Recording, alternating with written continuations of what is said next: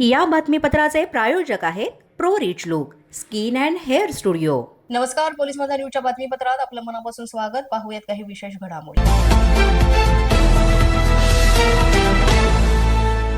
भोंदूबाबा अशोक खरातच्या कारनाम्यांची हादरवणारी माहिती एक एक करून आता समोर येते। भविष्य सांगण्याच्या बहाण्यानं खरातनं अनेक महिलांचं लैंगिक शोषण केलंय। त्यामुळे खरात विरोधात आता सरकारवाडा पोलीस स्टेशनमध्ये तिसरा गुन्हा दाखल झालाय। तुझा घटस्फोट विधिलिखित आहे, तू मागील जन्मातली अप्सरा आहे तर मी कृष्णाचा अवतार, अशा बाता मारत त्यानं महिलेवर बलात्कार केल्याचा गुन्हा दाखल झालाय। लग्नाचा आमिष दाखवत या घटस्फोटित महिलेवर तांत्रिक विधीच्या नावाखाली लैंगिक शोषण करण्यात आलं। त्यानंतर ही महिला गर्भवती राहिली। खरातचं पितळ उघडं पडलं। या महिलेचा गर्भपात देखील केल्याचा प्रकार उघडकीस आलाय आणि खरात विरोधात आता हा तिसरा गुन्हा दाखल झालाय।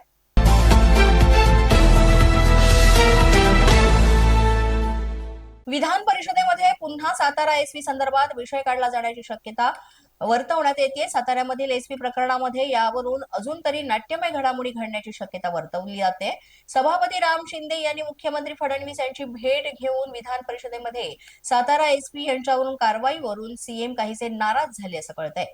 परस्पर एकनाथ शिंदे यांच्या सांगण्यावरून ही कारवाई झाली का, अशी चर्चा सुद्धा राजकीय वर्तुळात सध्या सुरू आहे।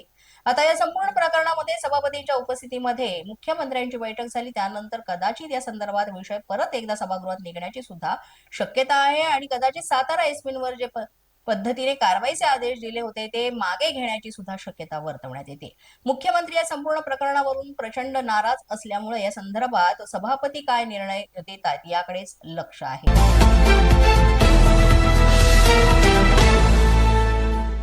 आता गॅसच्या कमतरतेमुळे सिलेंडरमध्ये गॅस कमी देण्याचा पर्याय विचाराधीन असल्याची माहिती मिळते। पश्चिम आशियामधला तणाव आणि गॅसच्या पुरवठ्यातील अडथळ्यांमुळे देशातील घरगुती गॅस साठ्यावर दबाव वाढतोय। सरकारी तेल कंपन्या नागरिकांना दिल्या जाणाऱ्या सिलेंडरमधील गॅसचं प्रमाण तात्पुरतं कमी करण्याचा विचार करत आहे। सध्या घरगुती वापरासाठी 14.2 किलोचा गॅस सिलेंडर दिला जातो। मात्र साठा कमी होत असल्यानं त्याच सिलेंडरमध्ये आता 10 किलो गॅस भरून वितरण करण्याचा प्रस्ताव समोर आलाय। अतिशय महत्वाची अशी ही बातमी आहे। सिलेंडरचा पुरवठा कमी झालाय, पण जेवढ्या गॅस शिल्लक आहे त्यामुळे घरोघरी सिलेंडर पोहोचावा अशा पद्धतीनं वितरण व्हावं म्हणून सिलेंडरमध्ये कमी गॅस देण्याचा हा पर्याय विचाराधीन आहे।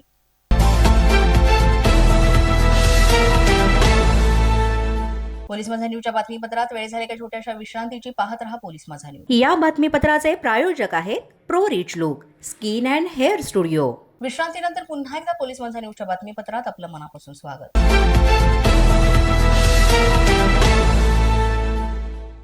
नाशिक जिल्ह्यातील निफाड इथं बेपत्ता प्रकरणाचा तपास करताना एका महिलेच्या खुनाचा धक्कादायक उलगडा पोलिसांनी केला। या प्रकरणी आरोपी अरुण ढेपले याला अटक करण्यात आली असून मामलेदार चौकातील रंभाई काळे इथे 24 फेब्रुवारी पासून बेपत्ता झाल्यानंतर निफाड पोलीस ठाण्यामध्ये याबाबत तक्रार दाखल करण्यात आली होती। तपासादरम्यान पोलिसांना या प्रकरणात संशयास्पद गोष्टी आढळून आल्यानं सखोल चौकशी सुरू करण्यात आली। ग्रामीण भागात अधीक्षक बाळासाहेब पाटील, अप्पर पोलीस अधीक्षक आदित्य निरखेलकर, विभागीय पोलीस अधिकारी कांतीलाल पाटील यांच्या मार्गदर्शनाखाली पोलीस निरीक्षक गणेश गुरव, सहाय्यक पोलीस निरीक्षक सोनल फडळ आणि पीएसआय विजय गायकवाड यांनी तपासाची सूत्र वेगानं फिरवत आरोपी अरुण ढेपले याला ताब्यात घेतलंय। चौकशीमध्ये आरोपीनं रंभाबाई काळे यांच्या गळा दाबून खून केल्याची कबुली सुद्धा दिली आहे। त्यानंतर मृतदेह पोत्यात टाकून दगड भरत देवपूर रोड लगतच्या पडक्या विहिरीमध्ये फेकून पुरावा लपवण्याचाही प्रयत्न केल्याचं समोर आलंय। या प्रकरणाच्या तपासामध्ये पोलीस कर्मचारी नितीन सागळे, मनीषा गायकवाड, संगीता जाधव, धनंजय जाधव, अरविंद ढवळे, धनंजय वैरागी, विनोद जाधव, राजेंद्र दरोडे, सागर सानप आणि सुधाकर चव्हाण यांनी महत्वाची भूमिका बजावली। निफाड पोलिसांच्या तपासामुळे बेपत्ता प्रकरणामधील खुनाचा उलगडा झाला असून आरोपीला कायद्याच्या कचाट्यामध्ये आणण्यात आता यश आलं।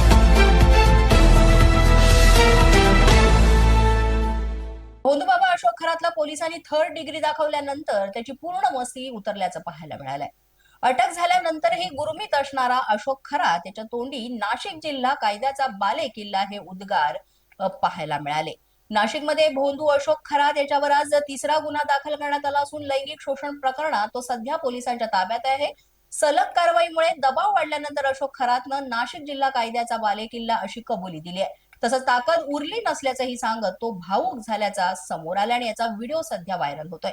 या प्रकरणामध्ये नाशिक पोलिसांच्या कारवाईचा पॅटर्न राज्यभर चर्चेचा विषय ठरतोय। भोंदूगिरी विरोधात पोलिसांनी केलेली ही मोहीम जी आहे ही अतिशय आक्रमक आहे आणि याचा पुढचा सुद्धा तपास वेगाने सुरू आहे.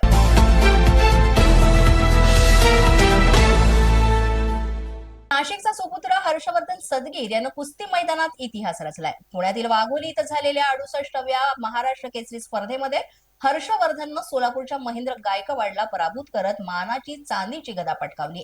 या विजयासह हर्षवर्धन सदगीर हा डबल महाराष्ट्र केसरी ठरला आणि तोही 7व्यांदा.